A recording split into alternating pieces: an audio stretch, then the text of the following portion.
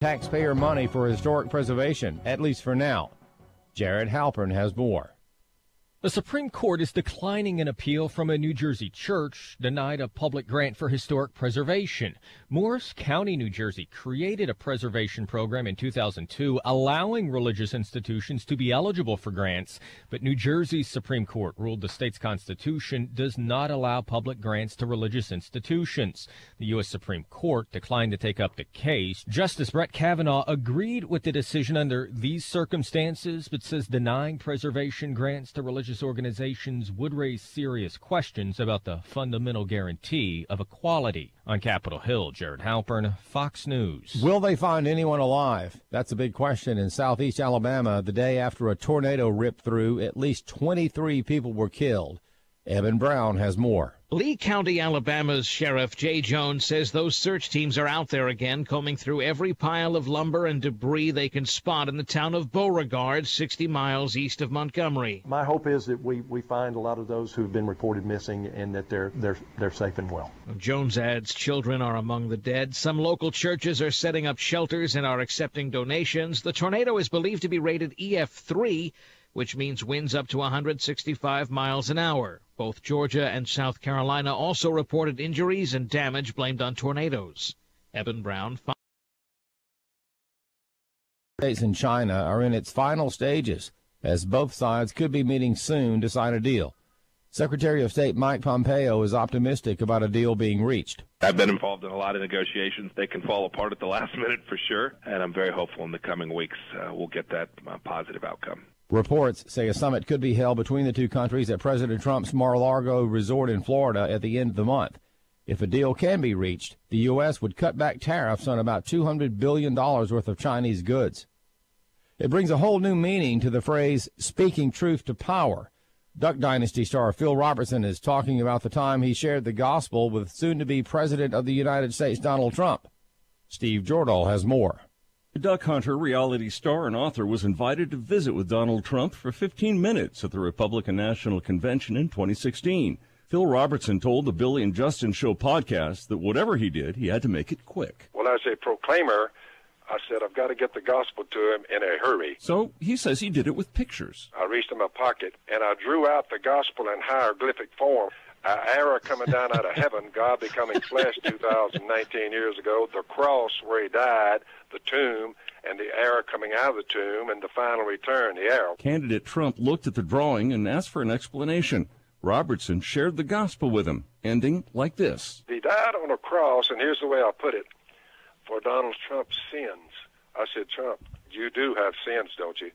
And he said, oh, yeah.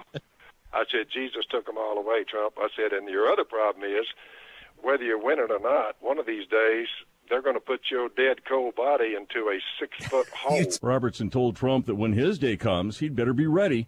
In a later conversation, now President Trump tells Robertson he's still got the drawing. He also has a loyal supporter. I am behind that man 100% because I noticed that he had an honest heart when it came to his sins and his physical death problem. You can read this story in Robertson's new book, The Theft of America's Soul. I'm Steve Jordahl. And finally, keeping a record of what you eat and drink is one of the most effective weight loss techniques. Keeping a food log isn't as time-consuming as you might think. A study at the universities of Vermont and South Carolina found that keeping a log of intake, including portion sizes, can help people shed those pounds and fend off risks like heart disease and type 2 diabetes. The team found that after 6 months, people who had lost 10% of their body weight were spending just 15 minutes a day recording what they put in their mouths. The results were published in the journal Obesity. Lisa Carter, NBC News Radio. American Family News is online at onenewsnow.com. I'm Rusty Pugh. We want America to be a godly nation. The Awakening with Bishop E.W. Jackson. It's never been an issue of race. It's always been an issue of the human heart. A passion to see America rise and shine like a city that's set upon a hill. The problem in America has always been sin. Don't miss Bishop E.W. Jackson and The Awakening. Weekday mornings at 9 Central on Urban Family Talk.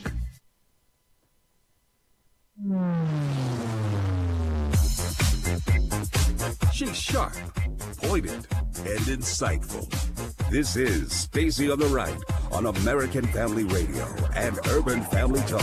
So the president's doing what he has to do to take care of the American public, which believes in having a secure border, and I'm going to vote with the president. Today I'm proud to announce that I will be very soon signing an executive order requiring colleges and universities to support free speech if they want federal research. And now, Stacy Washington. Welcome to the program. Hey, everybody. I'm back. I'm back in my own chair after a very eventful weekend it's actually, for me, it wasn't the weekend, really. I went to CPAC last week. I started traveling on Wednesday, and I got to go to an industry dinner on Wednesday night, and then I started broadcasting from CPAC on Thursday. So the day really began for me on Thursday, and we also broadcast on Friday. You might have caught that. And then I was back home Friday night because we had a huge snowstorm move through. And when it moved through, it definitely dumped a whole bunch of snow on us. And so I was glad to get here before that arrived because I didn't want to get stuck in D.C. So the long and the short of it is that it was our first time broadcasting from CPAC, and I got to see some great people while I was there, including got to touch base with Sandy Rios, who's a morning show host here on American Family Radio. So pretty interesting that was going on.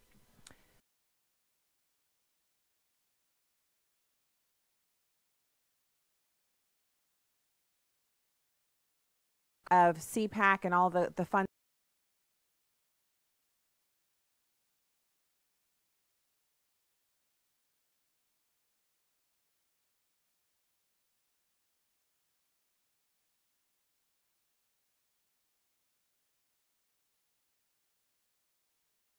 going on with the camera. Neither am I. Okay, there it is again. I'm not sure what's going on with the camera today. We had to have our internet looked at this morning because we were having some streaming issues, and so I'm hoping that now we don't have some kind of camera issue. But be that as it may, we have a fantastic show for you today. We're going to be speaking to Kimberly Klasick. You know, she's a frequent guest on the program. She's going to join us to talk about current events and other things, important things we have going on. And we're also going to be talking about the U.S. government extending this contract with researchers who are doing research on humanized mice. So they're taking human skin cells cells, not skin cells, human cells, and grafting them onto these mice, and then they're doing research. Now, I support research. I support animal research, but I do not support this kind of thing where they actually take aborted fetal remains and graft those remains onto mice. I don't support that. And I'm wondering, because I'm not a scientist, I didn't go to school for science, but it makes me wonder what other means do we have, what other mechanism can be employed with which to get the same thing done without actually using the remains of aborted babies. There has to be something. So we're going to talk about that story. We'll take your calls, 866-963-2037, 866-963-2037. We're also going to talk about our encouragement today, which is Psalm 3. And I was looking at this Psalm 3, and I was reading in my Bible, and I thought, this is encouraging. Like, I had to stay on it for a few days over the weekend and so on and so forth to kind of just let it soak in. And I thought it would be great to share. And so I want to give this to you now. It's a Psalm of David when he was running from his son, Absalom. And if you remember, David had this thing about having, tons of concubines and tons of wives. And while it was done in the Old Testament, and it was during the time of David, it was common for rulers to have many wives and concubines. It was not something that God had in store for David. It wasn't God's will for David. It was permissible, it was permitted, but it did not bring good things and blessings to David. In fact, you can say that the things that he went through with his sons and his daughter are directly related to the fact that there were so many moms and so many kids. It was just such a conglomeration, which facilitated the negative activities that came about.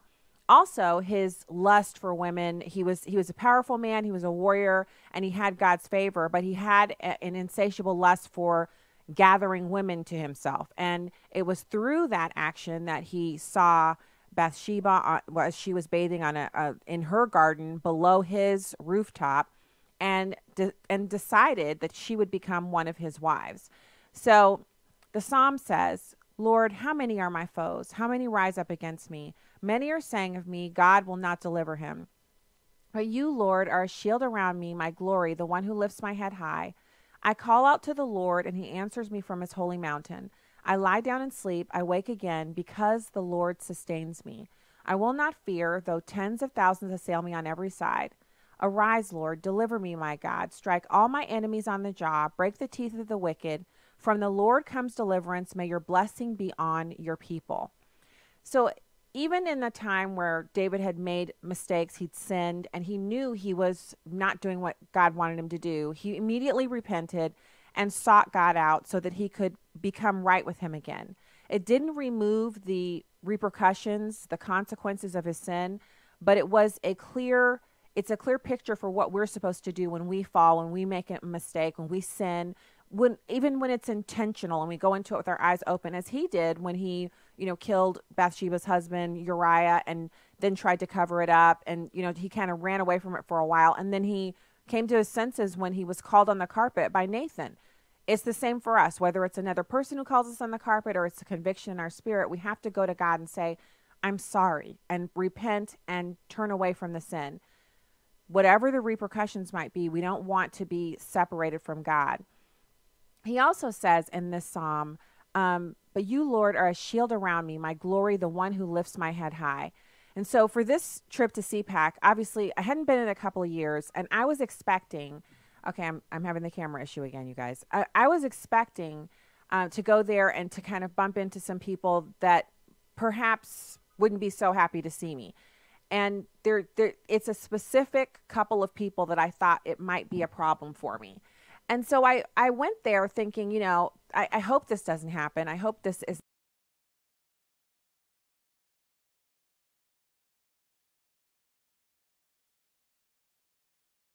that it would go well, and that I would have opportunities to meet new people, and that I'd get to see some of the people that I've known for years but maybe haven't seen in a while.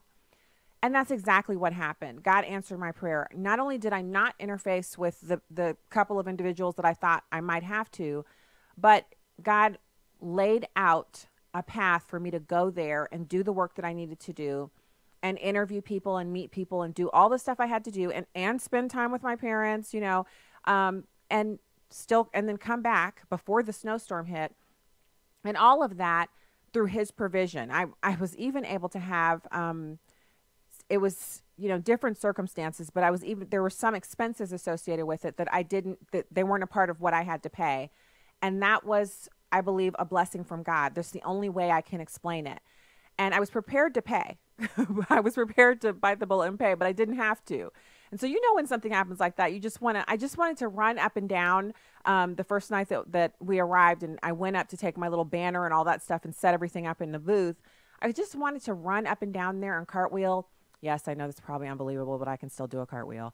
And just cartwheel up and down there. But there were other people there, and obviously that would have been inappropriate. But I was just so overjoyed at the way God provided for me to go to CPAC this year and to do what I was able to do, which was to broadcast this show there. And, I can't thank God enough. And I also want to stress to you that if you're feeling the pressure and you're thinking, how is this going to work out? That's normal. That's natural for us to, be concerned about how things are going to work out, especially when we want to perform and we want to do well. But I encourage you to give those concerns to God and allow him to work, and he will lay out. It's like the Psalm says, he'll prepare a table for you in the presence of your enemies. Whether your enemies are looking or not, all you're concerned with is that you get to sit at the table and that God prepares it for you. So trust him to do that. Pray over your work or whatever the situation is, home situation, kids, husband, wife, family, whatever. Pray over it and then give it to God and let him work. He's so faithful, and I just was so blown away by the way that things worked out last week. And I'm looking forward to hopefully getting to broadcast from other conferences as time and space allow. The next thing you're going to see me doing for broadcast-wise is I will be in Tupelo, Mississippi for Share-a-thon, and I'll be broadcasting from the home of the syndication arm, American Family Radio and Urban Family Talk, and I'll be there with other hosts who are going to be coming into town to broadcast for Share-a-thon, and I'm looking forward to that. So right now I want to go into, it's just been such an interesting, like watching this path. Oh, okay. You know what? Before we go into because I have this story, the U.S. government extending the contract for the mice. It's a contract that they have with a research universities to study these humanized mice, and they use aborted organ tissue to do it. And so we have a phone call, and we have some time left in this segment, so we can definitely get to it. Randy in Missouri. Hey, Randy, thanks for calling the show today. Hey, thanks for taking my call. Sure. Yeah, you know, this isn't really new. I was involved in a protest for cloning back in 2000 outside of a place in Palo Alto, California, and they were basically doing the same thing in 2000. And so the Health and Human the Health and Human Science HHS thing there in Washington D.C. They've been funding this kind of thing for years. They have, but I think so. The shock and awe for most of us is that I wasn't aware they were doing it back in 2000. But when the story was broken in the fall of 2018, that was when people started saying, "Well, surely President Trump will put a stop to this." And I don't know, you know, how aware of it he is specifically or what actions he's taken. But I know they were saying that the funding and the contract were under review, and that this would, you know. That's why this is a story, is because it's been extended for 90 more days. How are they able to get an extension? And so that's kind of the thing that people are trying to figure out. What exactly is going on here that's so important for them to keep doing this? So it's a bunch of different leads on this, and thank you for calling the show, Randy. I want to give you the information that we found here. It's a contract for a steady supply of mice that have already been implanted with tissue for aborted babies, and that's the contract that was extended. And so they have 90 days from February. The Department of Health and Human Services is saying that it's the second time in a row they opted for only a 90-day extension instead of a full year, with the cells or what have you. The contract is with the University of California, San Francisco. It dates back to 2013 and pays over $2 million a year for a supply of about 100 mice a month. 90 of the 100 mice are implanted with human fetal thymus and liver tissue, and the mice are used for testing HIV drugs. HHS launched its review in September in response to media scrutiny of the FDA's contract with Advanced Bioscience Resources, ABR, a nonprofit referred by Senator Chuck Grassley, who's a Republican, to the FBI in 2016 for allegedly selling the body parts of aborted babies. So that's how this whole story cracks up here. You got Senator Chuck Grassley referring ABR to the FBI in 2016 because they were selling the baby body parts. So they're supposed to be working with these, humanized mice, but I guess whatever they had left over they were selling, and that's not cool. So then HHS terminated the ABR contract, committed to an audit of all acquisitions involving human fetal tissue to ensure conformity with procurement and human fetal tissue research laws and regulations, and that was a statement that was released in September. In addition, HHS initiated a comprehensive review of all research involving fetal tissue to ensure consistency with statutes and regulations governing such research, and to ensure the adequacy of procedures and oversight of this research in light of the serious regulatory, moral, and ethical considerations involved. HHS also said it would look into potential alternatives to using fetal tissue. The review is still in process. Now, I found this story at CNS News, also at the Epoch Times, and the reporting is consistent. This is under review, but I'm wondering why it's taking so long to make the decision morally not to have this kind of research funded by taxpayers. It's repugnant, no matter who's paying for it. All right, we'll be back with more after this. Keep it here.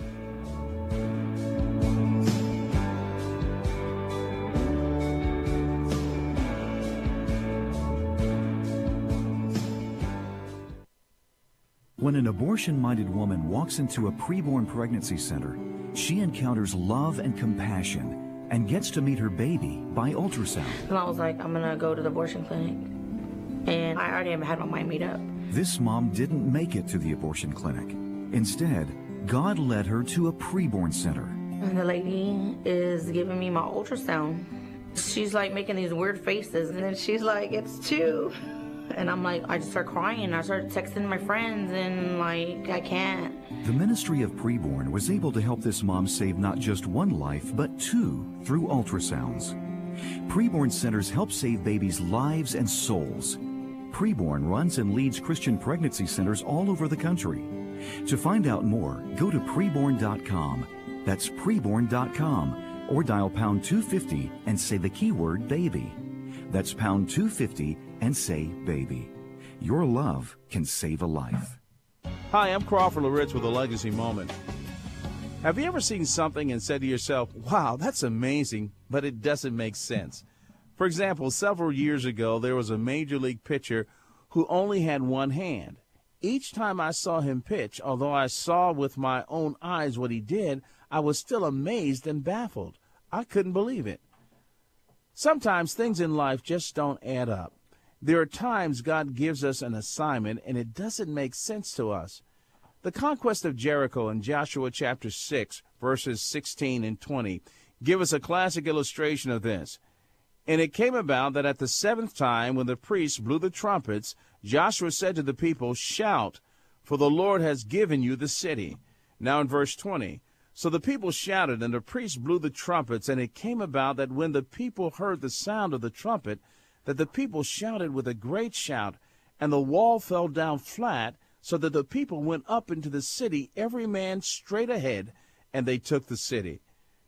It happened just the way God said it was going to happen. It's amazing. There's some lessons from this story that we need to embrace. Number 1 is that God is not bound by conventional wisdom. Number 2, God wants us to respond in faith and obedience. Then thirdly, ultimately, God wants all of the glory. That's why he said, look, I want you to do it this way. The whole issue is your response to me, and I want to be glorified in the outcome. Well, here's what I want you to remember today. Not everything God tells us to do makes sense. So don't waste precious time trying to figure out why he has told you to do something. Just do it. Thanks, Crawford, and thank you for listening to today's Legacy Moment, a production of Moody Radio.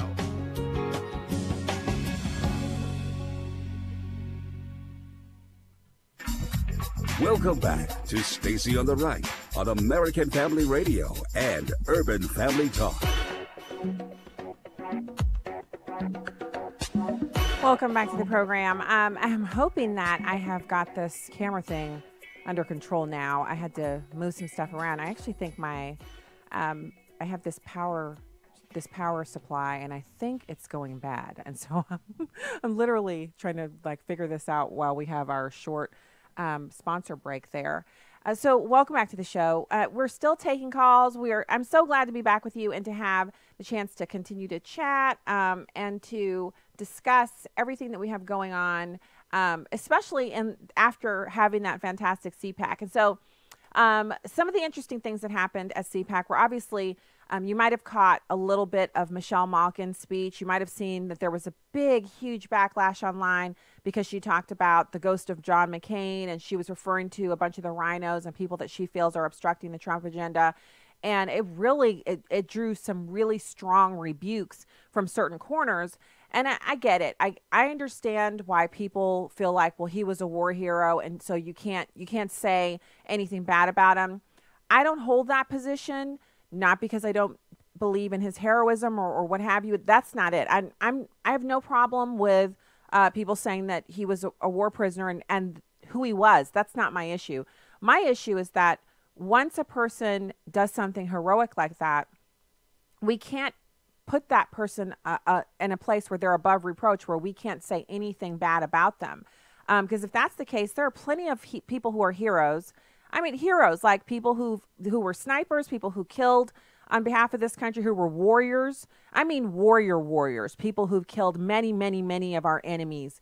And if they were to do something that I didn't like politically or morally or whatever, I wouldn't say, well, I can't criticize that person because they were a warrior in the U.S., armed forces. That just wouldn't be the way that I would view it. And so it doesn't take away from their heroism to criticize them on something else. This is a form of idolatry that we have going on, where John McCain was treated as if he were the president of the United States, and he laid in state at the Capitol Rotunda, and there was all of this, the way that it was, you can't criticize him, you can't say anything bad about him. Actually, we can. So I don't think we should be disrespectful about it. I don't think we should dishonor the parts of it. We're going to lay out the military service as something that was absolutely, we respect that. But then the rest of it, the time that he served after that as a public servant, he decided to serve as a public servant. A couple weeks ago, when I was complaining about that whole backlash over the anti-vaxxer thing, some people were posting on my Facebook page, you're a public figure. If people disagree with you, they have a right to, say so publicly. Of course they do. I just don't think I should be personally attacked. Now, again, I'm not bringing that up to try to rehash the whole issue, but to make a point that, yes, people who serve publicly are going to receive criticism and disagreement publicly, but does it have to be of the personal nature? I don't think it has to be personal. So, yes, we can criticize the votes that he took, the way he seemed to have a personal agenda against President Trump. And they did have bad blood between them, and I understand why. But that shouldn't have changed the way he would behave in his actions as an elected official, because he was elected to represent the people of Arizona, not to discharge any vendettas he had against President Trump. So it's a complex issue. We have to take the time to think about it in a way and to talk about it in a way that does justice to not just the subject, but to the people who are involved. So yes, we honor the service, but no, it doesn't make him above reproach or incapable of being criticized by us for things that we feel, were not according to the Republican Party platform or broken promises. Because if that's the case, just imagine if you were a sociopath, you could go into the military, you could serve honorably, you could, obviously if you get in certain career specialties in the military, it doesn't matter which branch you're in, you're going to go and you're going to be deployed abroad. And so you get deployed into a war zone and you discharge your duties honorably. And then when you get back to the United States, you just start doing whatever you want to do. You get out of the military, you do whatever you want to do, and you do it because well, I'm a war hero. I got the Purple Heart, or, the commendation of, what such something or other. Now I can do whatever I want. I can say whatever I want. I can treat people however I want. And no one will be able to criticize me or do anything against me because I served honorably in the military and I was a hero. Is that the new standard we're setting? I don't think so. I don't think so. So I want to be fair to the memory, but I also want to be accurate in my criticism. And that's where I come from. Because if that's the case, then anyone who went in and served in a war zone at all is a hero. Any person who can claim the title of hero is above reproach. You're looking at a whole lot of people who will now be completely unable to be criticized. And I don't want that to be the place in which we find ourselves. So, on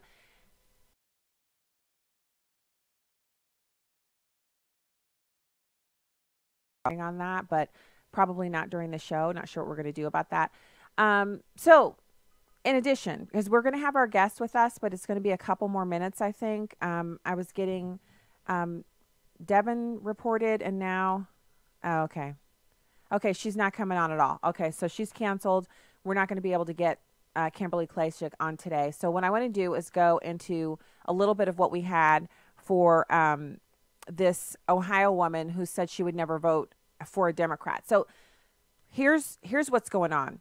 I want to set the stage for you. You have people in Ohio, which was a battleground state that narrowly went for President Trump. The ABC, NBC, CBS, they've had people there for months now, kind of taking the temperature of these people, and they meet them in diners. They'll go anywhere with these people where they can find them. And what they do is they get them on the record as having either voted for Hillary, for someone else, for Bernie, or on the record as having voted for Donald Trump. And then what they do is they kind of follow these people and they ask them again and again based on what's happening in the news. Like President Trump went to Vietnam last week and met with the leader of North Korea, Kim Jong-un, and the media is framing it as a failure because he didn't come away with a signed treaty document. Donald Trump is saying, look, I walked away from it because it wasn't the deal that would have benefited our country, but we still have ongoing relationship and there are no rocket tests. There are no new rocket tests going on. So it's still, in his mind, an improvement upon what was going on during the Obama administration or the Bush administration, because this is an ongoing problem with the Un family, the Kim Jongs or whatever they're called. So they're in Ohio, and this reporter wants to frame this as being some kind of, really horrible situation for President Trump because the people that he spoke to, in his mind, they weren't as positive about President Trump as they could be. But I want to know what you think about this. Listen to this audio clip. It's short. It's like a minute. And it's a mashup of this reporter. He comes on to say, look, these are people I spoke to. And then the people that he spoke to, they've all been asked, did you vote for President Trump? Are you a Democrat? Some of them are actual Democrats, card-carrying Democrats. They haven't changed their party affiliation, but they voted for Donald Trump last time, and they say they're going to vote for him this time. I want you to listen to what they're saying here. And then in your mind, does it sound like it suits the narrative of what this guy, he opened up? His premise was Trump voters are unhappy with him. They're not sure if they're going to vote for him again. It's number 2. So over the last 2 years, in engaging with conversations among President Trump's base, you've constantly heard the idea of witch hunt, essentially echoing the president's sentiments that they're just out to get him. And I want to play with you a little bit of sounds here, and we'll talk on the other side as to what these individuals here in Dayton, Ohio, a place that voted for Donald Trump by just 1 percentage point in 2016. Take a listen to what some of them told us this morning. Has this eroded your trust in President Trump? No, I'm a Democrat. Registered Democrat. You voted for President Trump? Yes. You plan to vote for him again in 2020? Yes. After lying to Congress, I wasn't expecting much, and I don't think we got too much. I just think it was a waste of time. He made some big allegations against the president. Did you vote for President Trump? Yes. Does this erode your confidence in him? No, not at all. What would it take for you to vote for a Democrat over goodness. Trump in Never. 2020? Never. Never a Democrat. So he asked them all individually different questions. He even asked about Michael Cohen, which that you heard how short that clip was, and because he didn't get the answer he wanted. These people saw right through Michael Cohen. They said he was convicted for lying to Congress, so they weren't expecting much out of him, and that's what they got, not much. They didn't learn anything new. They didn't hear him say anything that would have changed their minds about President Trump. Michael Cohen himself said there was no collusion, that there wasn't anything to do with the Russians, that he alleges that the president might have known something about the WikiLeaks release beforehand, but the FBI already has supporting evidence that shows definitively that President Trump found out about the WikiLeaks cables when the public did. Actually, a couple of days after I did, because I remember seeing it early on Twitter. It was actually, WikiLeaks was actually teasing the release of the cables from the DNC and all that stuff. They were teasing that online on Twitter for days before they actually released it. And I remembered watching the tweets as they came out and thinking, boy, this has to be huge because they're hyping it up like it's, the Super Bowl. And it was huge.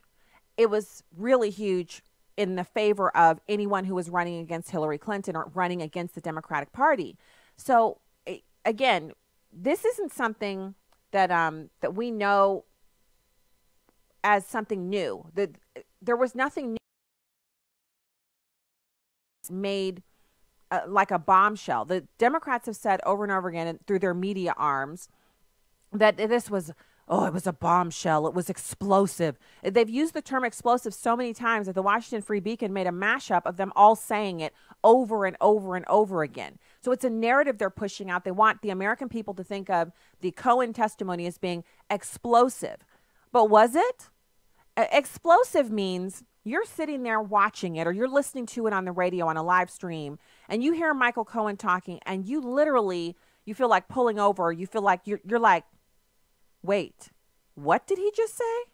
You stop and take your phone and you move it back a little bit with the high speed scrubbing so you can hear one more time what he just said, or you go online for the transcript and you go through to that, because you want to see that again in black and white, because it's something you didn't know. It contradicts what you knew. It is a fact that is exculpatory, that points to guilt or premeditation or something like that. We're not hearing anything like that in the Cohen testimony. We just hear a man who, he felt like he was owed a spot in the Trump administration in the White House. He wanted to work in the White House. The person he brought in, Lynn Patton, he brought her in way back in the day to the Trump organization. He introduced Lynn Patton to President Trump, who was then, regular guy Trump. They met, they discussed her working for the family. She went to work for one of the Trump golf organizations, and she was closely aligned with a couple of his children. I believe it was Eric and Lara Trump, who they developed a friendship with her. And through that, she just excelled and rose up through the ranks. And, she worked hard and proved herself. And so she's doing well. And then when it comes time to bring people into the White House, she was brought in, but not. So she was in the White House for a little bit, but Lynn Patton ended up going from special advisor to the president, which is what I believe she was loosely titled as in the very beginning, to working directly for Ben Carson, Dr. Carson, who's the Secretary of HUD. And she is now actually living in a project, a housing project, to prove that they actually want to change the living conditions in those projects. She's committed to living there for, I think, a year so that she can see what the living conditions are like and oversee the improvements. She happens to be black, and she happens to also be in the news right now because of this. She appeared at the House Judiciary panel last week, and she was called a token by the symbol of oppression wearer. The new congressional progressive anti-Semite called her a token, that Mark Meadows had brought her in as a token to be used as a tool to justify racism. And she implied that Mark Meadows was racist for even bringing her in. It's amazing that through all of this, not only have we not seen any evidence of collusion, but we're seeing more and more and more that the Democrats just love to toss around the same terms that Republicans get fired for. Token, Uncle Tom, anything that they can say to a black person to demean them and to make it all about the permanent tan. Because remember, the melanin content of our skin plays a role in how quickly we get skin cancer if we have high exposure to the sun. And it plays a role in how people react to you based on their own biases, prejudices, or preferences. That's it. If you are of any version of the permanent tan or lack of tan, you are an untanned individual, naturally untanned, what you actually accomplish in life has zero to do with that. Yes, you can be born into poverty. As a black person, as a white person, as any person can be born into poverty. It's what you decide to do as you're coming up through elementary school and grade school. It's who you decide to spend time with. It's the culture you decide to adopt that determines whether or not you are going to succeed. It's the opportunities you choose to access. Do you think about Lynn Patton being black and going into the Trump organization? She could have went in there and said, they've given me a chance to work here, but they know I'm going to fail. They know I'm not going to be accepted here. I'm working on a golf course. The majority of people who work here are white. They're not going to accept me. There's no way I'm going to make it doing this. And she could have crashed and burned. Instead, she said, and I don't know exactly what she said to herself. I've listened to her in interviews and I've seen her, some of the things that people have written about her. From what I understand, she saw it as a huge opportunity and she was determined to make it work. And she went the extra mile. She did above and beyond what she was asked to do so that she could rise up. And she made herself a star within the organization. And it was her good attitude and the extra work that she did that enabled her to become not just a valued member of the organization, that got her noticed, and then it made it possible for her to do even more. And so what am I saying here? What point am I trying to make? Anyone who says because of your political leanings that you're a token is trying to otherize you, and they're basically saying you're nothing more than what I can see, which is your skin color. And any person who accepts that, you're allowing the enemy to put you down. So it doesn't matter what the person's saying you're a token because you're white or because you're Indian or whatever. That's a put down that's meant to limit you. She's not accepting it, and neither should anyone else. It doesn't matter what tan status you've got. All right, when we get back, we'll take your calls, 866-963-2037. Stay there. What does it take to be a sports success and a team player? Here's Pro Football Hall of Fame coach Tony Dungy with today's Uncommon Moment. After graduating from college, quarterback Kurt Warner went undrafted. But Warner never gave up on his dream while he was stocking shelves in a grocery store to make ends meet. He eventually played arena football for the Iowa Barnstormers. By 1999, he was a backup quarterback for the St. Louis Rams. When starting quarterback Trent Green went down with a preseason knee injury, it was up to Warner to lead the team. And lead them he did, all the way to victory at the Super Bowl. Warner possessed uncommon patience and an outspoken faith in God. His patience paid off with the biggest trophy in football and was inducted into the Hall of Fame. Tony Dungy, best-selling author of Quiet Strength and the Uncommon book series. Discover more at CoachDungy.com. Miki Addison. My challenge to you was to evangelize your children and to disciple your children and to give them the truth, because if you don't do that, then we have a culture that's waiting in the wings to disciple your kids and to make converts. And so I really believe and I expect the Lord to really set some people free today. The Marriage, Family, and Life Conference is coming June 20th through 22nd. Learn more and register at urbanfamilytalk.com. Dexter's. What's happening in our cities, what's happening in our government, what's happening in our churches, this mess that's going on in the United States of America, the reason for it, the blame can go squarely on God's people. God's not expecting the heathens of the world to do his work here on earth.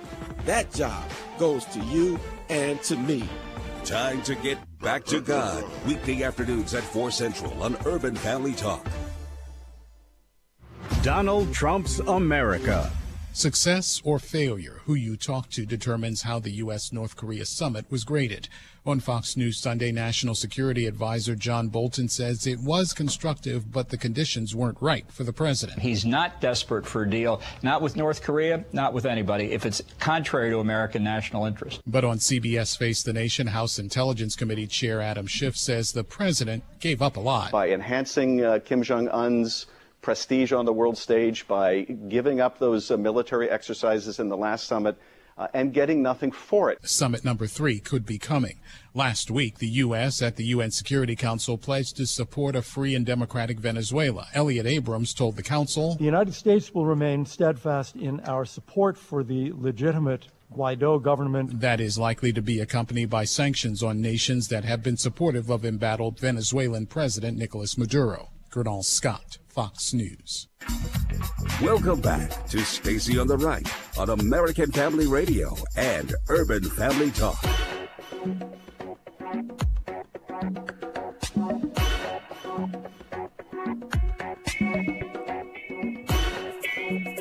Welcome back to the program. Thank you so much for being here. And thanks to everyone who's had just great things to say about last week. It was truly exciting. I know I had some weird camera stuff going on Friday because I was live streaming from my phone. My hope is that I can figure out exactly how to get it done to do the live stream with the same camera that we have here, to take it along and to do the live stream. I don't know how that works. We'll have to figure that out. But maybe the next time we do a broadcast from somewhere, we'll be able to do that. And that would really be great. Interesting that my camera is still kind of acting up today.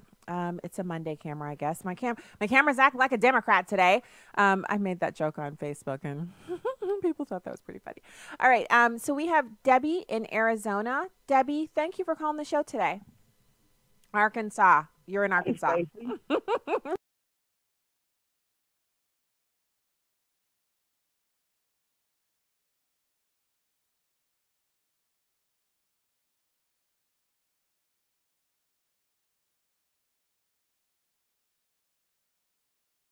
Would she have been? She'd just be awesome. She'd be a leader, somebody they look up to. Advance in their life. That's right. It's That's true. right, girl. It's true. It's true. So you make a good point. She's a prime example of what America people should be. That's just what I want to say. Oh, thank you. Thanks, Debbie. Debbie's right. So let me just clarify here. If Lynn Patton were working for the Democrats, then she would be a leader. She would be someone who was on the cover of magazines. She'd constantly be on all of the radio shows and TV shows. She'd be a fixture over at MSNBC, and she would have an assurance that when she left, the Trump administration or wherever she was working as a Democrat, then she would be immediately hired on by CNN or someplace, and she would have a job in perpetuity, and she would always be popular. And the reason that we know that is because that's the way they treat everyone else when they leave government. Let's go to Mary in Kansas. Hey, Mary, thank you for calling the show today. Thank you. My question is, I believe I heard it correctly on Focal Point just prior to your show. Mm-hmm. I thought Brian said that last year President Trump had done an executive order to stop that grant given to the universities to do the study on the mice. And if that's true, how does it keep going on?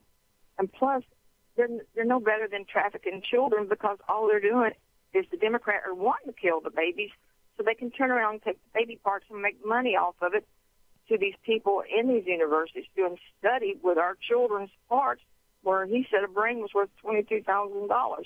And every time I think of that, I'm just sick.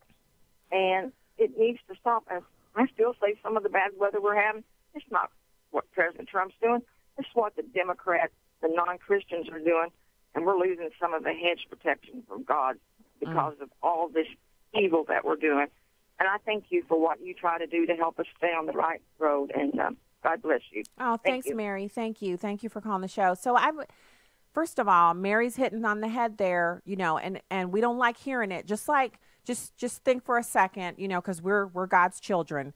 Do your kids ever like to hear you say, you didn't do what I asked you to do, and I asked you 3 times, and you just didn't do it, and so Friday night, you're just not going out with your friends, or you can't have your friends over to do your game night because, you didn't obey me and it was repeated. And I got to teach you a lesson. Or you're not driving the car on Monday because you were late to school on Friday. And the rule at our house is you got to be on time if you're going to drive yourself. So you're not going to drive on Monday. And on Tuesday, when you get the car back, you better get your buns to school on time. Do kids ever say, wow, thank you for telling me that, Mom. I was late, and I was just, I stayed up late last night playing, gaming in my room, and I should have been in bed, and you even called up and said, what's your light still doing on? And I kind of ignored you, and I don't deserve the car on Monday, or I don't deserve to have my friends over. You asked me to do my chores, clean up my stuff. I didn't do it. I just didn't feel like doing it. I didn't want to listen to you. I didn't do it. I deserve this. Please, if you got kids like that, by all means, you should trumpet them and, give them public pats on the back. Most kids just look at you and they may know you're right. They may even say, you're right, Mom, but they're not happy that they're not going to have the car on Monday or whatever the punishment is. No, nobody likes to receive a reproof. And we are the same way here in America. I've even said it among God-fearing Christians. I have said, well, maybe part of the reason why we keep seeing all these school shootings is because we've taken the Bible out of school and we've taken God out of the public eye. And, these kids, a lot of them have never been set foot in a church. They just don't know right from wrong.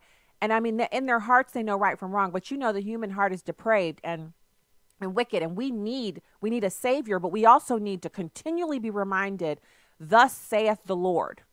And it really upsets people when you say that. When you say, we got companies doing multiple millions of dollars in business a year, trafficking in human baby body parts, and we're wondering why the kids are shooting up the schools, people get mad. People get upset with you. People give you that look, and then they'll tell other people, oh, she's a crazy fundamentalist because she believes that the school shootings are somehow connected to abortion. And, I don't know if I'm right. I have no definitive, I can't say this scripture says if you do this with baby parts, you're going to get this in your schools. That's not how God's work. His word doesn't often just definitively speak to us in our own modern language about things that we're doing other than the specifics of the 10 Commandments. But are you telling me that, just like I said about the kids, when the kids want, when When the kids want to do something wrong,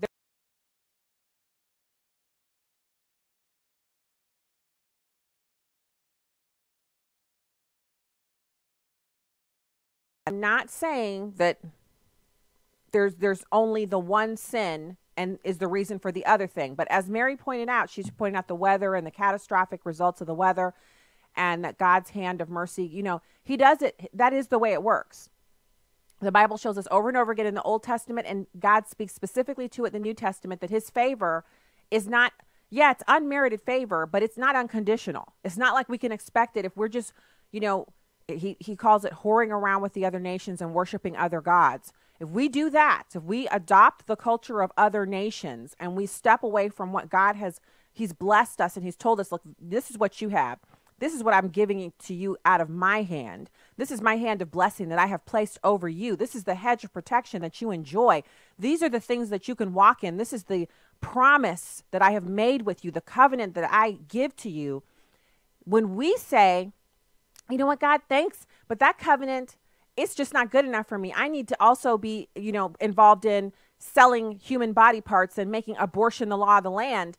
Then absolutely, God's going to let us do what we're going to do. We are not Stepford wives or automatons. He's going to let us have our free will. That is the way he made us. He wants a decision-based relationship with us where we choose him. We choose to have a relationship with him. We choose to grow in him, and we choose to serve him individually, which amounts to a nation serving God.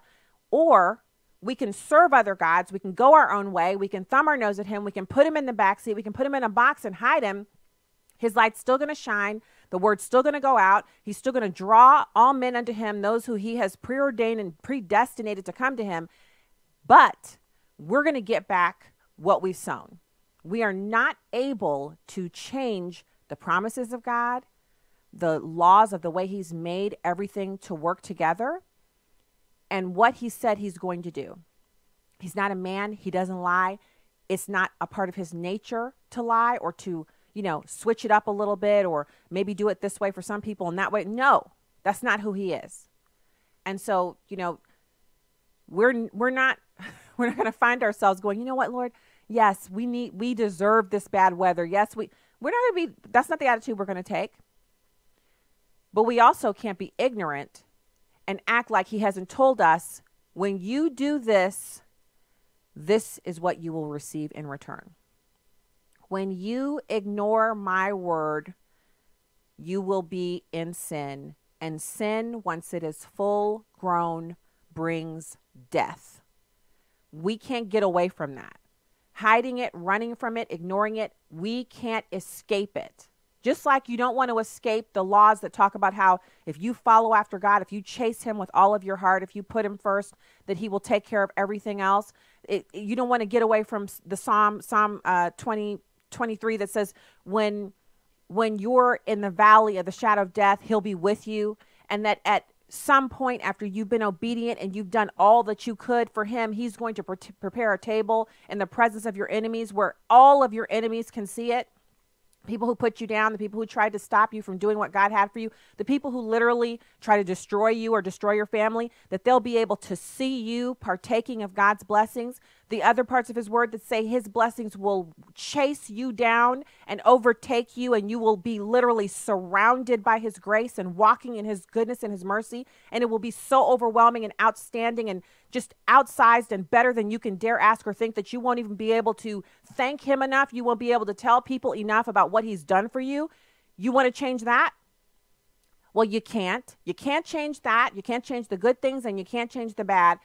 It's all true. And it is all absolutely going to happen the way he says it's going to happen, no matter what. So we have the choice. The choice lies with us. And so one of the callers mentioned the executive order, and I don't remember exactly the details on that. So at this next break, I'll definitely look it up and see if I can find it and read it to you, the executive order about the human body parts going to the mice and all of that stuff. I'll definitely do that. But in the meantime, yes, we need an executive order, but have you noticed how our president is now being placed in the position by Congress where he has to do executive orders instead of Congress legislating and doing what they need to do? Meanwhile, we have Congress actually making the decision that they're going to vote against the national declaration, the declaration of a national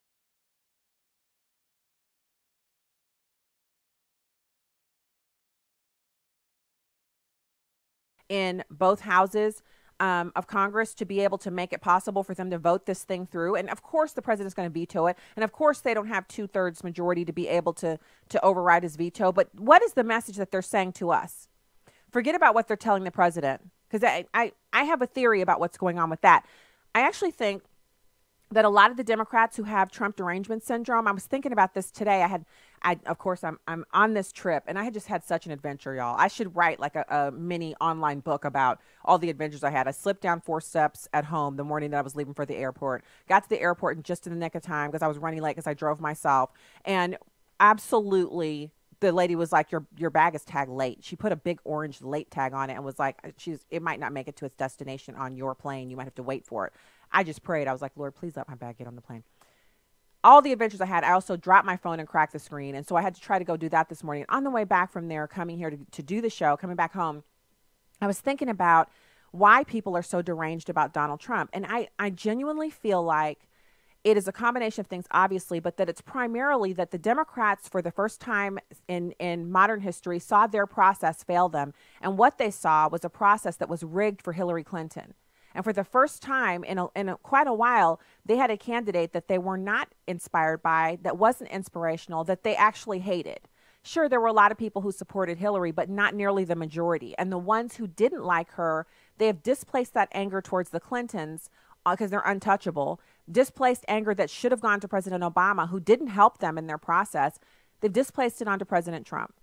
And their anger towards him is partially because he won and vanquished their person as the enemy, but it's also because he's the last person they would have wanted, because he is insanely popular with his base, and he's very common sense, and he's successful. And it's just that combination, that weird combination that comes together to form President Trump. And the way he vanquished Hillary, the way he talked to her, the way he disrespected her, which was, I'm sorry, I'm not sorry. It was just fantastic.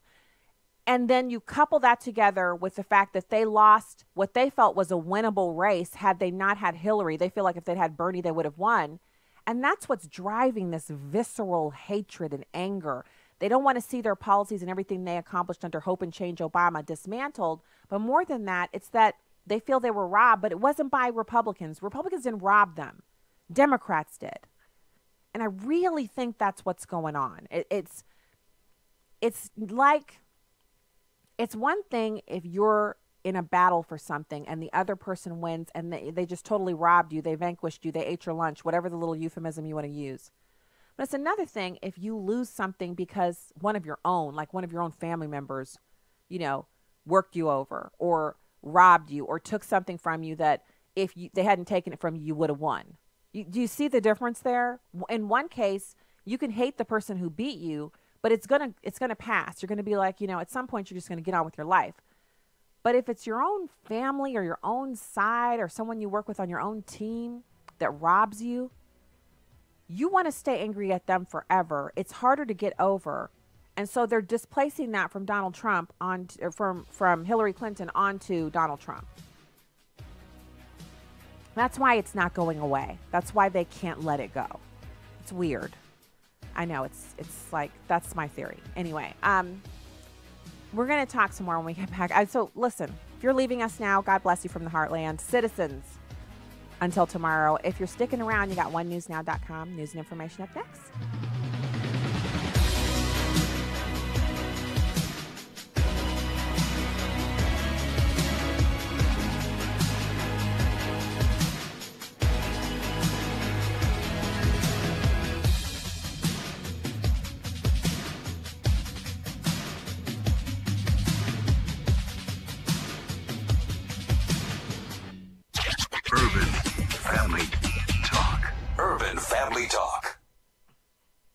Hey, I'm Miki, co-host of Aaron the Addisons on Urban Family Talk. I want to invite you to be part of our online chat community we've affectionately called The Churban. While you listen to your favorite programs, you have the opportunity to communicate in real time with the hosts of those programs and other Urban Family listeners. Find out what the talk is all about. Become a Churbanite at urbanfamilytalk.com. Truth, wisdom, empowerment. Urban Family Talk, a ministry of the American Family Association. American Family News.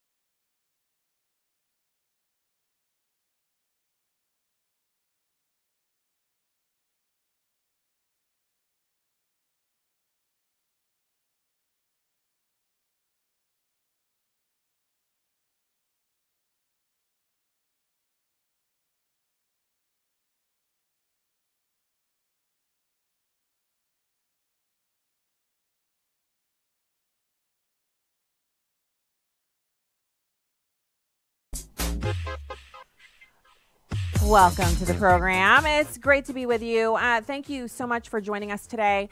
You can find out more at stacyontheright.com. You can also find some of our, we had some pretty cool stuff going on at CPAC, and the pictures are all over the place on our Facebook page and on Instagram. You can see some of the people that I was able to kind of catch up to and just good friends that hadn't seen in quite some time. So it was great to be there. This hour on the show, we're going to be talking more about the CPAC itself. We're going to have some audio from there. We're also going to talk about this whole idea that we need to subpoena the president's tax returns, that the Democrats really need to see those tax returns. And so part of what's happening here is, and I mentioned this on the show a little bit ago, is that the president has done business with people all over the world. And so in looking at his tax returns and the details of who's paid him and who's paid his business, the Democrats would be able to target individuals who've done business with the president. He's trying to protect those people. So I sincerely believe that there's going to have to be some, I think Congress is going to have to get together and put a stop to this. I don't know how, because the Republicans no longer control Congress, and they seem like they don't have the stones to get anything done when they do. But, be that as it may, let's go to the phones with Stephen, who held on for a while. Stephen, thank you so much for holding on. What's your comment today? Yes, ma'am. We've spent all this taxpayer money on trying to nail Trump. What's it going to take to get us something out of our money and go after Hillary?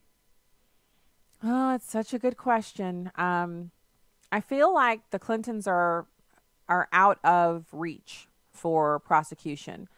And the reason that I feel like that is because it seems like if they were able to prosecute them, they would. And maybe the reason why we haven't seen much going on with that is because the Mueller investigation has been going on, and the president or the attorney general or acting attorney general couldn't initiate any proceedings against Hillary because that would be seen as obstruction. And that's what that's what they're trying to do, is get the president on something like that. So my hope is that once the Mueller investigation wraps up and he's no longer doing that, of course, the House Democrats just announced that they sent out 80 letters demanding documents from the White House and every other agency and every other person alive, because they want to start digging into him and making a case so they can impeach him. But while that's going on, when the Department of Justice is no longer investigating the president, then it seems possible that they would be able to turn their guns on Hillary Clinton and actually finish up what the FBI started with her emails. And so we'll see. We'll see if that happens. The only hope I hold is that obviously no one ever gets away with anything. And God is in control, and she will be brought to justice. The question is, will it be something that we see, or will it be something that we don't get to see because it happens elsewhere or, on into eternity? I don't know. I really don't. I wish that we could see a blind justice system and that she would be treated this, because really, honestly, we talk about Hillary. Obama is guilty too. He knew she was using the private email server because he was emailing her on it. He's the commander in chief. His people should have said, we can't communicate with the Secretary of State until she gets on a secure server. Until she has an address that is secure, we cannot communicate with her. We can't use pseudonyms. We can't use alternate accounts. He was using an alternate account to communicate with her so that his whitehouse.gov email address would not have, any record of him communicating with her on the server. Yes, so why do we not talk about him and everyone else in the chain who was aware that she was doing this? And that's just the email stuff. There's so much other, there's more. So we'll see what happens. I refuse to give up hope, because I've read God's word and I know what he says about the wicked do not go without punishment. That is the truth. So we got to hold on to it no matter what. So I was talking just a bit ago there about this Trump tax return thing, and you've got Representative Reed talking about subpoenaing Trump's tax returns and that it's a dangerous path. I want you to listen to this because he's making a good point here. And this goes back to the whole Harry Reid thing. Remember when Harry Reid was going to get rid of the filibuster, and he did. And he was told by Mitch McConnell that if he did that, he would reap he'd reap what he's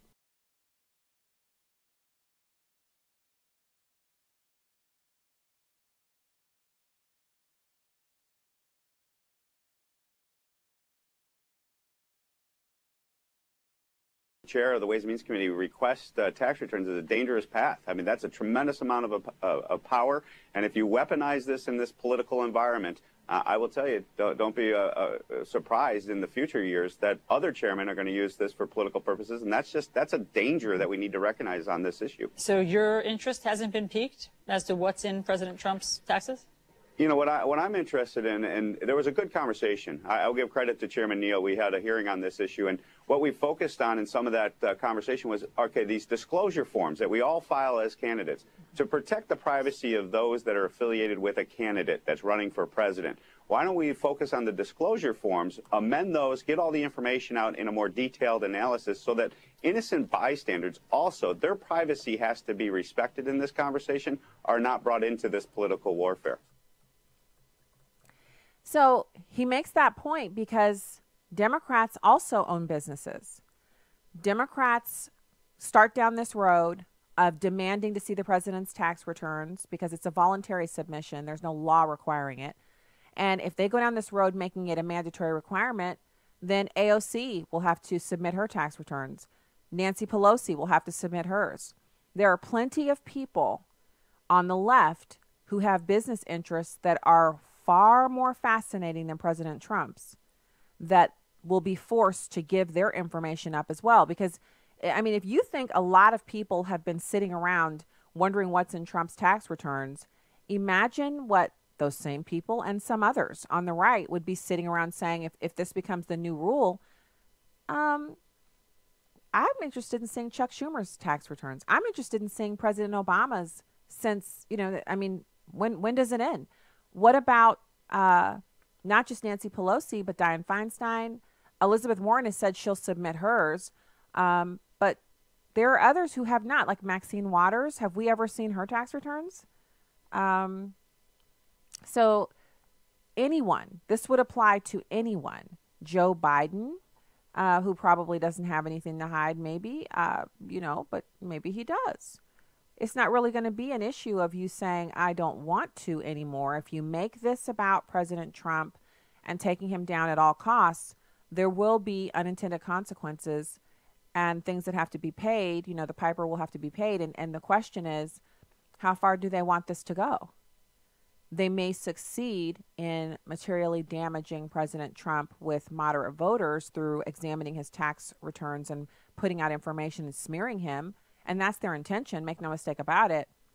But what about their people? If it's anything we know, it's that Democrats project a lot. They send the insults out, and it's really some of what they've been up to. You know, Omar talking about how one of the Lynn Patton is a token. If she'll say that about Lynn Patton, what do you think she said about other black people? Because Ilhan Omar doesn't consider herself to be a black person because she's an immigrant, she's a Muslim, and she's not from America. So this is something that a lot of people don't really consider or pay attention to unless they encounter people of this persuasion. But I know it to be a fact. Blacks who immigrate to this country, especially the most recent ones, they're coming from other nations. They don't consider themselves to be black. That is something that is unique to America, where if you say you're black, everybody knows what you mean. It means you're descended from slaves or you're an American of some sort and you got a permanent tan. That's what that means. So they don't call themselves black. They're not blacks, okay? They might call themselves African Americans, but they really don't. They claim their nationality. I'm Nigerian. You know, oh, so you when did you guys, we immigrated here, blah, blah, blah, we're Nigerian. And then they will point to their Nigerian community from which they marry their kids in and out of, and all of their relatives that they've brought over through immigration as well. They don't point to other black people and say we're a part of the black community. They're not. They don't see themselves that way, and they see us, and when I say us, I mean permanently tan black folk, descended from slaves or not, you're an American. They see us as a totally different thing, largely unsuccessful, unable to take advantage of the American dream, unable to get an education. They see all this opportunity and things that we're able to do here in the United States, and they see the blacks in America as unable to partake in that. So Ilhan Omar, wearer of the symbol of oppression, the headscarf, someone who, oh, wow, those are Black Americans and they're just like me. Useful for voting, sure. But when she says her district sent her, she's talking about the people who immigrated here like she did, whether they're Black or tan or whatever they might be. She's talking about people who practice the faith that she practices, Islam. She's talking about women who wear the symbol of oppression, and maybe some of them who don't, but they practice Islam. They hate Israel. That's who she's talking about. So when she says, oh, you're just a token to Lynn Patton, she says it with every bit as much racism and vitriol as any white person who calls a Black person a slur. Because she's not one of us. And I've said it before, and I'll say it again. If you're sitting there, white in America, and you can trace your lineage back, 100 years or so, then I'm more closely related to you than I'll ever be to that headscarf wearer as a Black person, because we are a people group. Americans are a distinct people group. We all share the same blood. I'm not talking about recent immigrants. And if you're a recent immigrant and you're listening to the show and you like it, God bless you. I'm not insulting you. I'm just talking about my own kin right now. And that extends beyond the kin that I have that lives in certain states in this country that I can trace my recent lineage back to. I'm talking about the fact that I have the blood of many different ancestors running through my veins, and some of them are white, and some of them are American Indian, and some of them are the Black French, et cetera, et cetera, et cetera. That all comes from me being an American. And if you're white and you're from this country, if you've been here long enough, you're more closely related to me genetically than you are to that Omar person, than you ever will be to her. So this is about us knowing who we are, appreciating the familial ties and national bonds that bind us together, and saying no to the nincompoops. And, she might let's engage in a little bit of hyperbole here.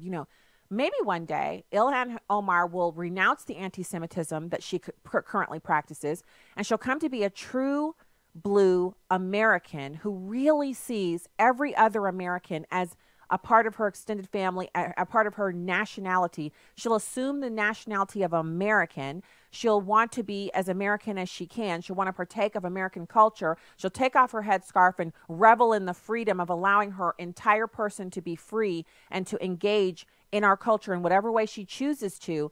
Maybe she'll be that person. But until she is, she's an interloper, someone who seeks to destroy our country from within. She wants to start with Jewish people by annihilating their home country of Israel. And then if she were able to accomplish that and to get enough people elected here in this country, she would do the same here. She has no room in her heart for Jewish people unless they hate Israel and worship Palestine as she does. And so, oh no, there she goes again, telling the truth about somebody that's not politically correct. Yeah, I said it. And Facebook is probably, de-boosting me right now, but that doesn't stop the truth from going out over the radio. It doesn't stop the truth from going out, period. It doesn't change the truth. You can de-boost, you can use your artificial intelligence, you can do whatever you want to do. You're not going to stop the truth from going out. And I'm not going to stop telling the truth because the censorship is going on. I'm not doing it. So when we get back, we'll have your calls. More for you, 866-963-2037. Keep it here.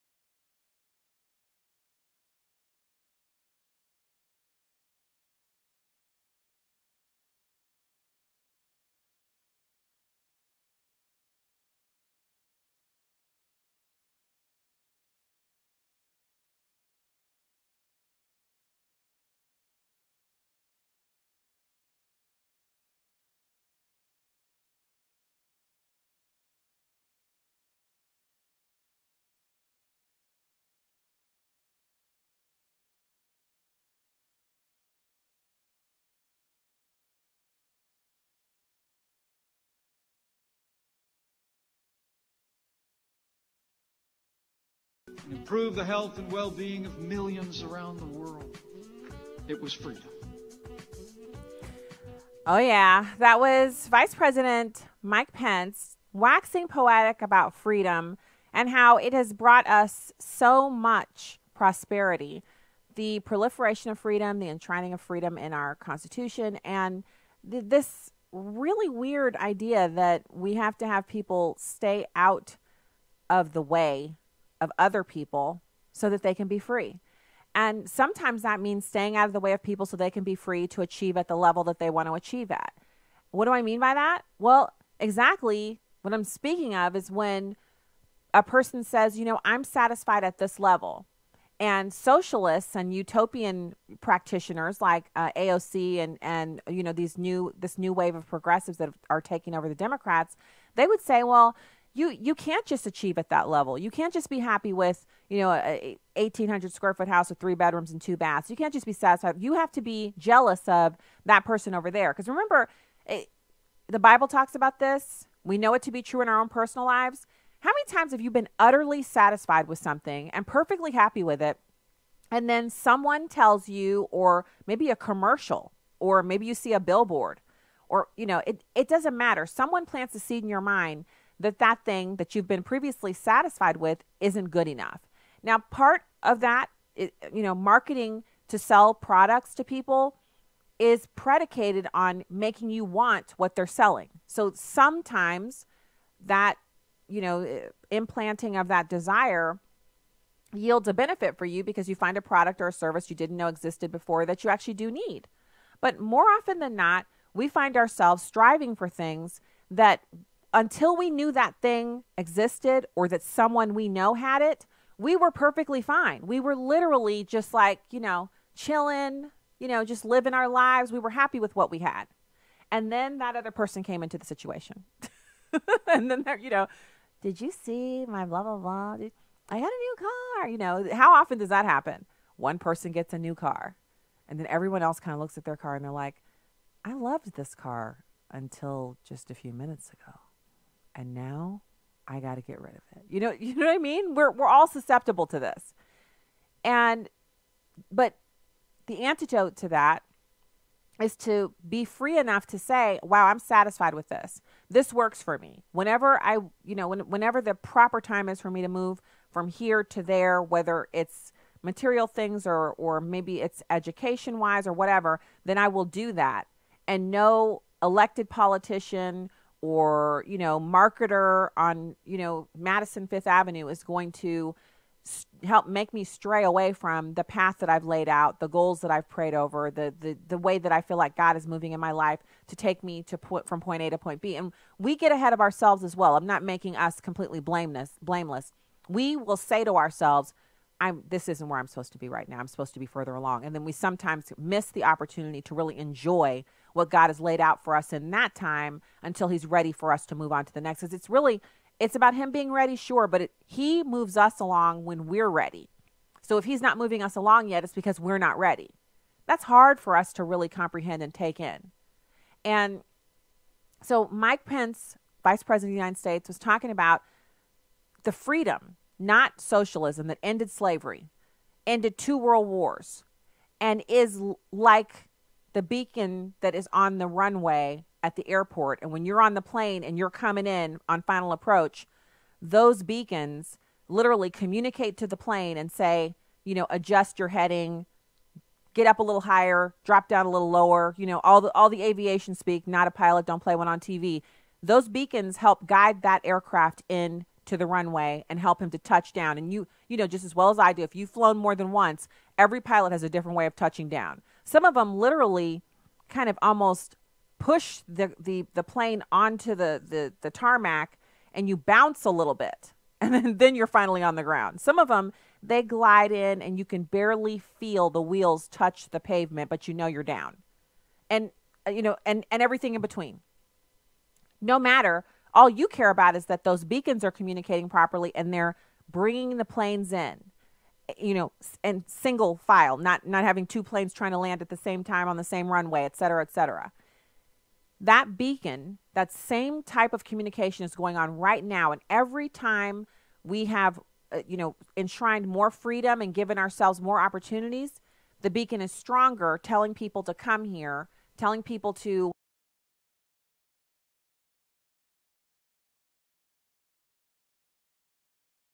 that you have to be in a certain caste system. You don't like your government telling you that you're because of the darkness of your skin that you can't go on to secondary school, or you can't achieve the goals that you want to achieve, or that if your father was a tailor, you have to be a tailor, your kids have to be tailors, you can't break out of that.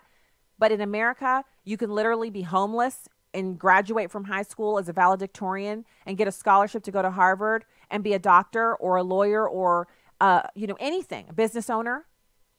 That's the beacon that's communicating continually all over the world, and people see the beacon, they understand what it says, and they want to come here. They want to touch down on our tarmac whatever way they can. They want to do the bounce landing. They'll take any landing they can. They'll parachute in, they'll swim in, they'll claw their way in, whatever they have to do to get in the same place as that beacon so they can have the opportunity to make whatever they want to make for themselves. And we take it for granted a little bit. I mean, clearly, a lot of our American citizens take it for granted. And it's almost your birthright to be able to do that, right? Because no one can take it away from you. No one can say, you know what, you're taking your freedom for granted. You're no longer a citizen. You have to be deported. That's the joy of holding citizenship, natural-born citizenship. It's not the same privilege that immigrants have. Immigrants, part of the reason why immigrants are so law-abiding and such a law-abiding segment of our society, and notice I said immigrants, let me be clear, lawful immigrants, is because if you come here lawfully and you get citizenship, it can still be stripped away from you if you commit a crime and you're convicted. After you serve your prison sentence, you can be deported. Your citizenship can be stripped from you. So that's why being natural born is so coveted. It's why it's so much that you want to be a natural born citizen of a country. And if you're not, you want to obey the law because you don't want to have your citizenship that you've purchased be taken from you. And so, Vice President Pence, he was at CPAC and he had a great speech. But this little bit here that Devin got for us, he talks about the highest quality of life, the cleanest environment on earth, that freedom brings all those things. And, Mike Pence is a Christian, and he has spoken so eloquently about his faith. And in the Bible, freedom, of course, freedom is a word that obviously it means freedom, but the more accurate term to be used is liberty. And liberty is given to us by God. He gives us the liberty of free will, of free association, of choice, the right to defend ourselves, the right to, engage in commerce, the right to be free and unencumbered by government, the right to free association. He gives us all of that. God gives us these rights, and the Constitution merely protects them. So we want this. We want to understand it, and we want to participate on it, and we want to do our very best to make sure that other people also understand it and participate in it. Okay, so I'm just doing a little, I'm looking at this camera. I'm like, why are you betraying me today? And I already told you, I reported back to you that we had the internet people come by and work on, he just put in a bunch of new kind of replacement things. So we got replacement things that came in, and the items that we've received in here in the office, they're all new things. So we have, our stream is up and running and with no problems whatsoever, but now the camera has decided to act up. It's like if it's not one thing, it's another. So let me get back to, we were just discussing, obviously we're discussing freedom, and there were some really interesting speeches that were shared at the CPAC. There was a kind of wide-ranging discussion about this whole witch hunt. And they had Buck Sexton and Lisa Daftari of the Foreign Desk was the moderator. And I think, I can't remember which, I think it might have been Devin Nunes. They were having a discussion about the role of America in the world and what our foreign policy goals, like what should it look like under President Trump? What is it, what does it do? What can we do as a country? And it was a great discussion. And so it gave us the chance to kind of hear from them on what they thought. And they had areas where they disagreed, but they also had areas where they were, so this camera is about to go out permanently here. It's not going to stay on. I'm not going to be able to keep turning it on and off. So we might have to end the live stream a little bit early. If you want to listen, you can go to urbanfamilytalk.com and live stream if the camera goes out completely. So they were talking about all of the different ways in which the Trump foreign policy doctrine has kind of, it's shifted our relationships with foreign powers, and it's moved things around, and it's just done as it is with any president when they begin to really formulate their foreign policy and they begin to make changes. The world leaders react, our enemies react, and everyone kind of orientates themselves around the new reality. And it's no different with President Trump. And so they were talking about that. And I thought it was an interesting discussion, but there is no way for us to fully comprehend exactly all of the moving parts with our foreign policy because we don't get the briefings. So the president gets those, and members of his cabinet get those. People who have the security clearance are able to absorb that information, but we as the American people never get that full picture. We have to kind of go by the bits and pieces that we're able to get through the news and through what the president puts out through his press office. By and large, I feel like it's going well. And so what I'm hoping for is I'm hoping that we're going to see more of the good things that we've been able to see from President Trump with the foreign policy. And I'm hoping that other nations won't use as an excuse not to deal with him this witch hunt that's going on from the Democrats, that we won't actually experience the kind of pushing down of his foreign policy goals, which he actually alleged. The president, he is blaming the Democrats in a way here. He says for shame, and he suggested that the Democrats are partly to blame for him leaving Korea, or he was in Vietnam, but he was speaking with the leader of North Korea, for him leaving Vietnam without a deal. He says, for the Democrats to interview in open hearings a convicted liar and fraudster at the same time as the very important nuclear summit with North Korea is perhaps a new low in American politics and may have contributed to the walk.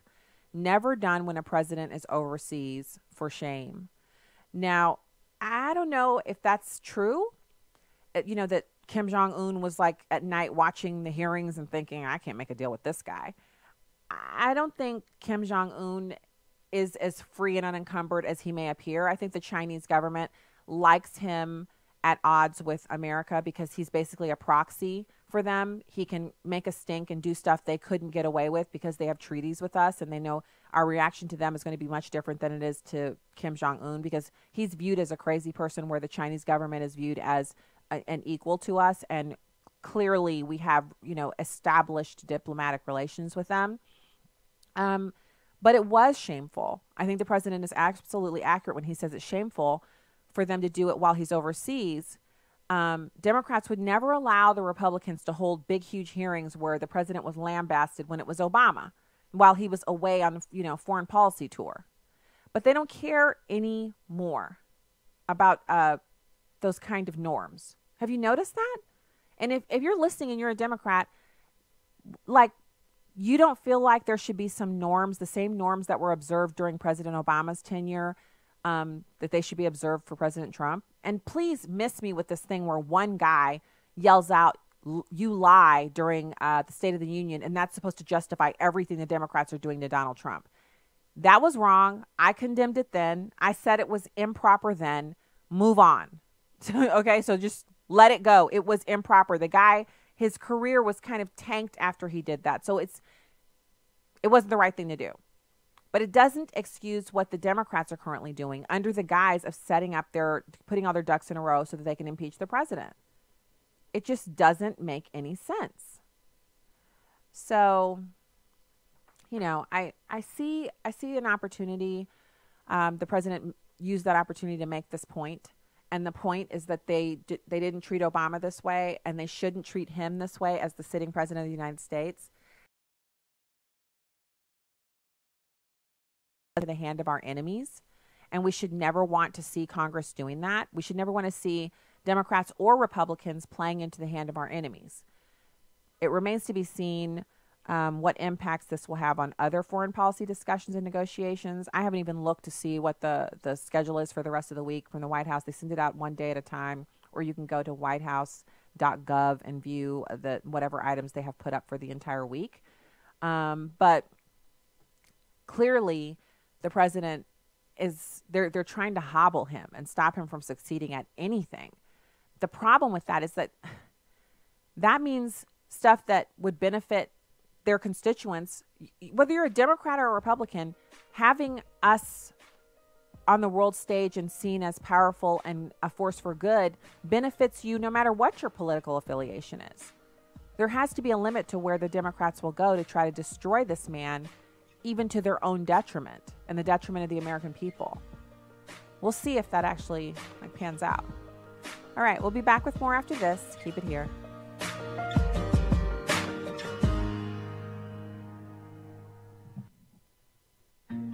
Life is never picture perfect. Human beings come in all different shapes, sizes, colors.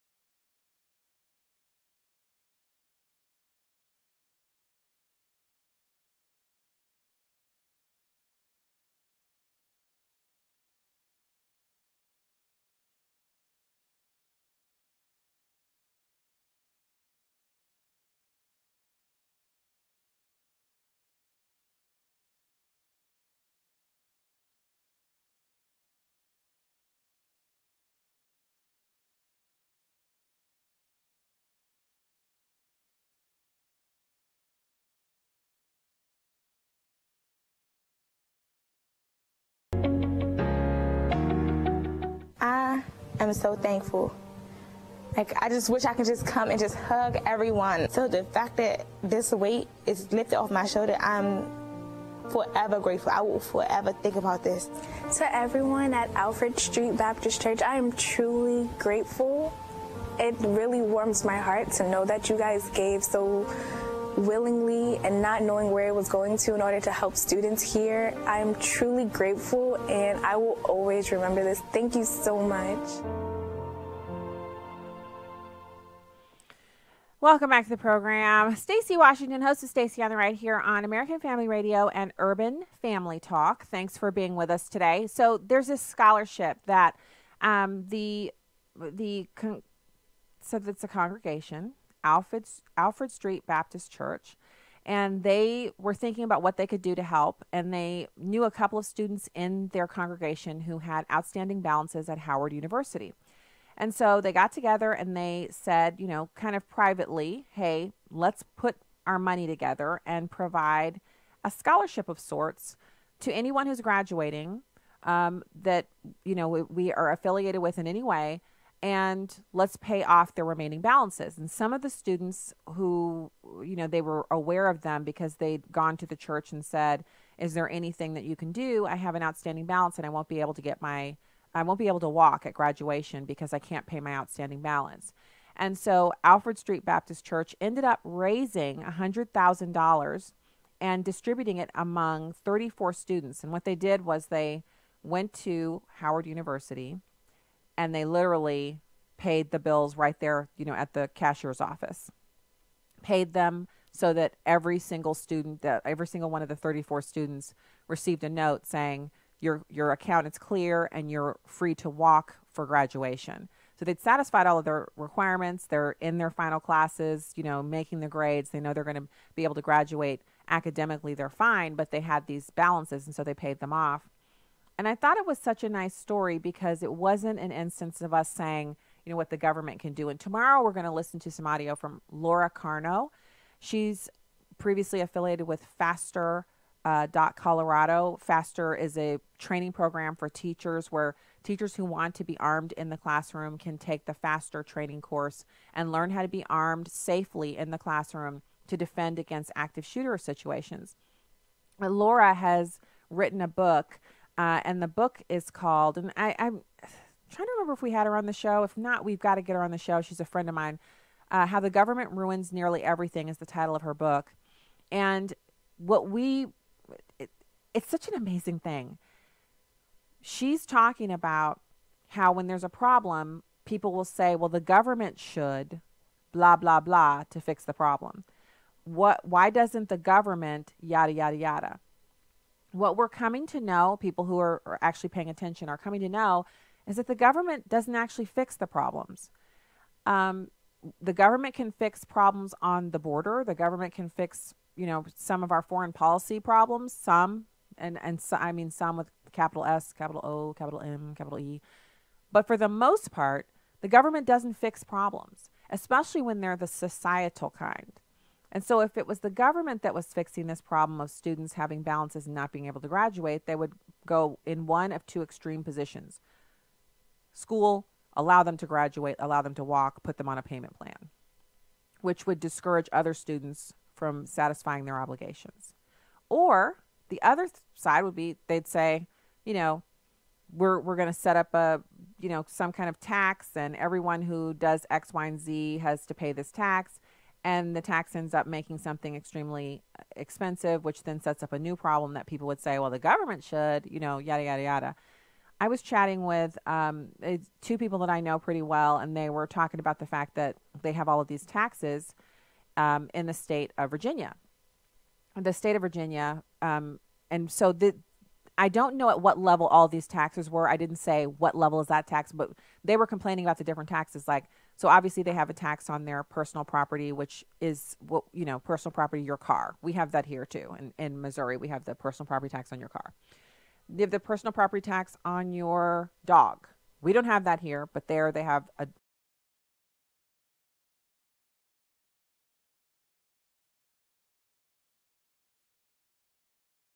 being pretty miffed about. And so I happen to know that the two people I was talking to, that they both happen to be Democrats. And that, you know, you can bet dollars to donuts that it was a Democrat who said we need to tax people's dogs. You know, we need to put a tax on dogs because it'll help offset the cost of strays and blah, blah, blah.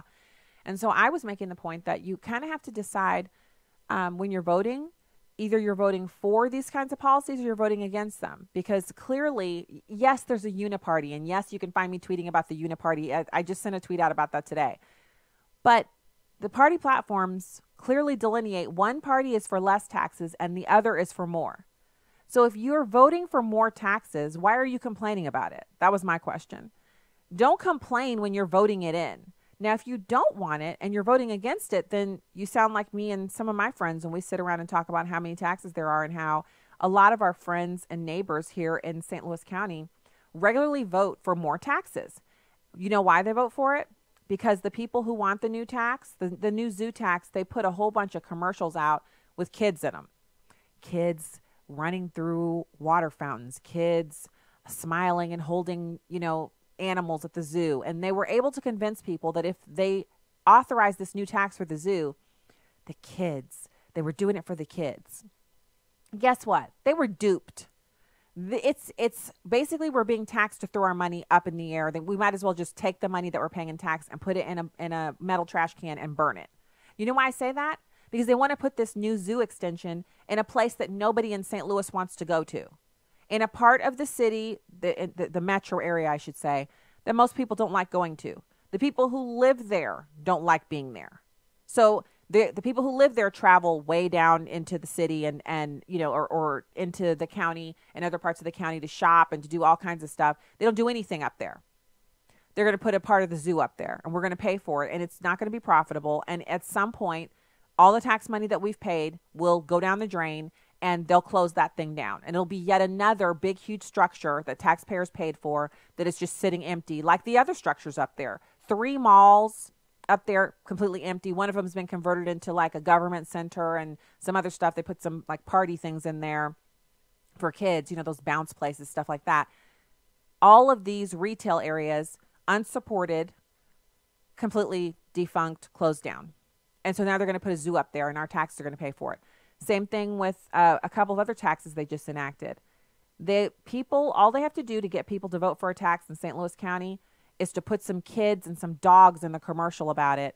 And then all the Democrats put signs up because God forbid they be against something that's for kids and dogs, unless it's stopping babies from becoming kids through abortion. Then they're like, oh, no, we have to vote for that. And so that's what happens every single time. Every time they think up some new thing that the government should do that private industry should not do, because mean old corporations won't do it right. Mean old corporations won't make everyone pay. Mean old corporations shouldn't be the ones to help fund philanthropic organizations. Like back in the day, remember, it was the mean old corporations that put together the hospitals and the zoos and things like that. It was individuals who ran those companies who were successful who said, our county area needs a library. Let's build one. Let's have a few big fundraisers and have rich people come to the fundraisers and pay $35,000 a plate and come in and, we'll fund this expansion to the Natural History Museum or whatever. That's what used to be done. Now it's a bunch of people sitting around in some committee somewhere, and they're like, you know what? We don't have enough arts and culture here. We're only rated number 9 on the top 10 list of arts and culture. Our zoo's top 10, but our culture is only our culture's number 14, so we got to do something about that. So let's put a tax on the ballot. And we'll take the money from that tax and we'll build a cultural center or an art center or something like that. Do you see the difference there? When philanthropists and business owners and wealthy people get together and build stuff like this, they ask people who might want to contribute to come to a big cocktail party and be seen and photographed and stand in front of Step and Repeat in fancy clothes so that they can, basically feel justified in writing out these big fat checks. They raise the money, they put the thing up, and then it's supported by entry fees for people to come in. Then some liberal will say, well, you shouldn't have to pay to get in the zoo. So instead of paying to get in the zoo, we should implement a tax so the zoo is free. Because if we don't keep the zoo free, no one will go. People who are disadvantaged won't get an opportunity.